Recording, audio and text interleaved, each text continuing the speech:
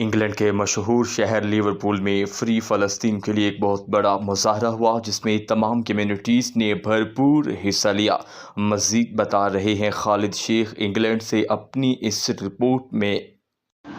آج انگلینڈ کے مشہور شہر لیورپول میں فری پیلسٹائن کے لیے ایک بہت بڑا مظاہرہ ہوا جس میں تمام کمیونٹیز نے بھرپور حصہ لیا۔ اس میں انگلش، فلسطینین، عربک، سیرین، افریقن سب نیشنلٹیز نے مل کے اپنا کردار ادا کیا اور سب نے اسرائیلی مظالم کے خلاف آواز بلند کی۔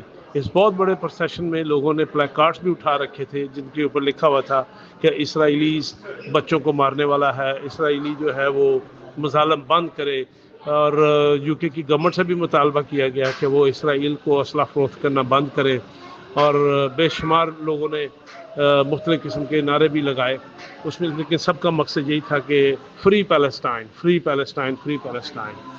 اور اس کے علاوہ جو خاص بات نوٹ کرنے والی تھی، انہوں نے علامتی طور پہ چھوٹے چھوٹے بچے کفن میں لپٹے ہوئے، ان کے اوپر خون کے داغ بھی ہیں، تو وہ انہوں نے گود میں اٹھائے ہوئے تھے تاکہ لوگوں کو ان کے اسرائیلی مظالم سے خبردار کیا جائے اور اس کے بارے میں آگاہی حاصل ہو۔ ہمارا بھی یہ فرض ہے کہ ہم بھی فلسطین کو سپورٹ کریں۔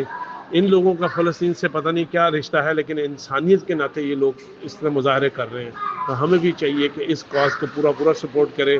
دنیا بھر میں جہاں جہاں بھی اس نیوز چینل کو دیکھنے والے لوگ ہیں، وہ اپنی آواز اس کامنٹس میں بھی دے سکتے، بلند کر سکتے ہیں، اور اپنی آواز مظاہروں میں جا کر بھی شرکت کر کے بلند کر سکتے ہیں۔ ہماری اللہ سے دعا ہے اور آپ سب لوگوں سے اپیل ہے کہ جلد از جلد فلسطین آزاد ہو۔